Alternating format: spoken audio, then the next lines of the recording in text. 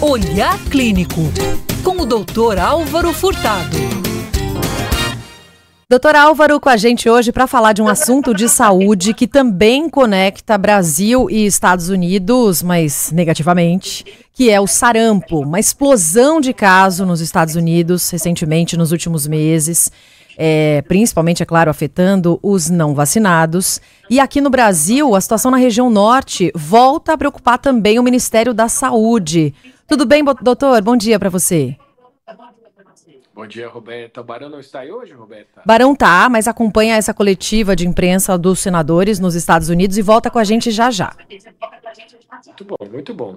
Então, como você bem pontuou, Roberta, primeiro, bom dia para os nossos ouvintes aqui da Band.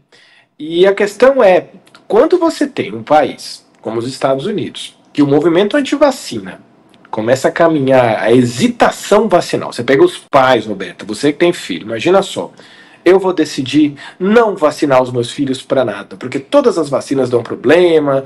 Então você começa a criar uma geração de pessoas suscetíveis a sarampo. E aí basta você colocar uma pessoa com sarampo no meio de pessoas que não são vacinadas para você amplificar a cadeia de casos de transmissão.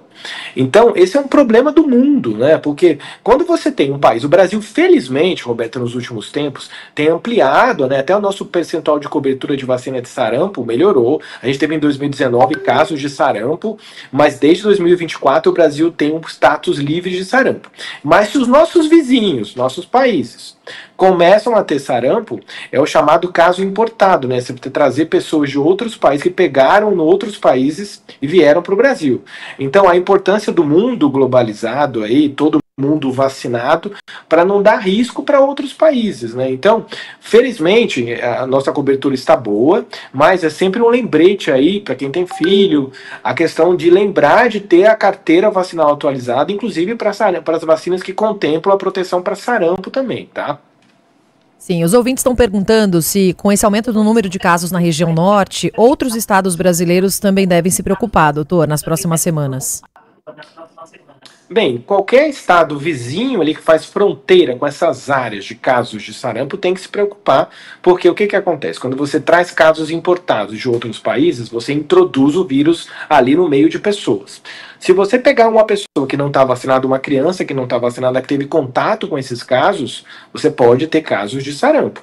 Então, por isso que é fundamental, nesse momento que a gente vê nossos vizinhos ali da região norte, os países, os estados da região norte do Brasil, que estão recebendo população da Venezuela, de Bolívia, de outros países vizinhos, a otimizar a cobertura vacinal para esses locais onde todo mundo ainda não está vacinado. Então, por isso que o momento preocupa muito mais que esses estados do Brasil, onde tem fronteira com países que a gente está vendo o caso de sarampo. Quem está vacinado não precisa ter nenhum tipo de preocupação, doutor? E quem pode procurar a vacina no sistema público? Boa, a vacina é a vacina MMR, vacina que contempla aí a cobertura para sarampo, né? A vacina do Programa Nacional, a primeira dose aos 12 meses, segunda dose aos 15 meses de idade. E se você não tem carteira, não tomou, mesmo na idade adulta, você pode tomar vacina, só procurar o posto de saúde para ser imunizado. Lembrando que sarampo também pode atingir crianças e adultos, então é importante a gente olhar a carteira, levar as crianças que não foram vacinadas, também vacinar os adultos que são suscetíveis a sarampo também. Sim, e tem público de risco para o sarampo, doutor? Usualmente, o sarampo é uma doença branda e a mortalidade e a gravidade está vinculada a crianças mesmo, né? Então, esse grupo populacional pode ter formas graves de sarampo. O sarampo pode ter complicação no sistema nervoso central, no cérebro, no coração. Então, esse grupo é o grupo que mais pode ter complicações relacionadas a essa doença. E nos locais, como nos Estados Unidos, onde a vacinação está baixa, a gente vem acompanhando casos frequentes de complicação do sarampo, doutor? Olha, é um problema, né? A excitação vacinal, as pessoas não querendo tomar vacina. Quanto mais caso tem, mais chance de ter caso com complicação, né? E no adulto, existem algumas síndromes neurológicas graves relacionadas ao sarampo. Então, a gente fala, mais caso, mais chance de ter complicação. Por isso que lá eles vão ter que fazer um esforço hercúleo aí para motivar as pessoas a tomarem vacina novamente. Roberta, eu como infectologista nunca iria imaginar que depois de quase 15, 20 anos de formado, eu iria ver caso de, como eu vi em 2019, de sarampo, e como está acontecendo agora nos Estados Unidos. É a prova viva pra gente que vacina funciona, e não ser vacinado, você vai aumentar caso de uma doença que não era para mais ter caso no mundo, né? Então, realmente é muito triste toda essa inversão de valores vacinais que a gente tem nos últimos anos no mundo, e a gente torce para que nosso país, pelo menos, a gente consiga ter consciência de orientar. Vacina segura, sarampo pode ser grave, e vacinar é uma atitude de amor para as pessoas que estão na sua casa e as pessoas que estão à sua volta. Até para a gente não ver essas doenças antigas, né, que já não estavam circulando, voltando a ameaçar a saúde das crianças, dos idosos, enfim, do público que sempre é mais de risco, doutor. Para terminar, quais são os sintomas principais? Exatamente. Como é que o sarampo difere de uma outra coceira diferente, doutor?